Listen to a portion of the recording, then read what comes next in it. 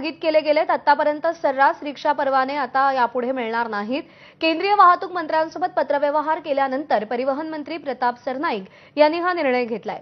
मंत्रिमंडळात चर्चा केल्यानंतर एसओपी तयार करून परवाने दिले जाणार आहेत, मात्र तोपर्यंत परवाने दिले जाणार नाहीत।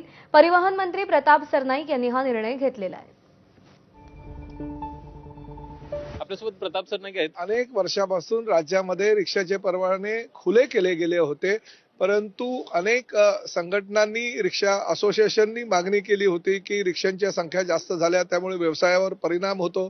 त्याचबरोबर अनेक लोकप्रतिनिधींनी मागणी केली होती की वाहतुकीची समस्या प्रत्येक ठिकाणी फार मोठ्या प्रमाणात या रिक्षांमुळे होते आहे, पर्यावरणाचा ऱ्हास होतो म्हणून काही पर्यावरणवादी लोकांनी सुद्धा मागणी केली होती आणि त्यामुळे आम्ही सातत्याने केंद्र शासनाकडे पाठपुरावा करत होतो, परंतु केंद्र शासनाची परवानगी नसल्याकारणाने आम्ही बंदी घालू शकत नव्हतो। परंतु मी स्वतः केंद्रीय वाहतूक मंत्र्यांना पत्र पाठवलं आणि त्या पत्राच्या अनुषंगाने त्यांचं उत्तर आलं आणि त्या उत्तराच्या अनुषंगाने त्यांनी ते निर्णय घेण्याचे अधिकार आम्हाला दिले आणि त्यामुळे आज आरटीओच्या आणि संबंधित सगळ्या अधिकाऱ्यांची बैठक घेऊन हे जेवढे काही परवाने म्हणजे 14 लाख परवाने आतापर्यंत दिले गेले होते, आज म्हणजे 9 मार्च पासून सर्व नवीन देण्याचे जे परवाने त्याला स्थगिती देण्यात आली आणि त्यामुळे भविष्यामध्ये गोरगरिबांना मिळावे म्हणजे खरोखर बेरोजगार आहे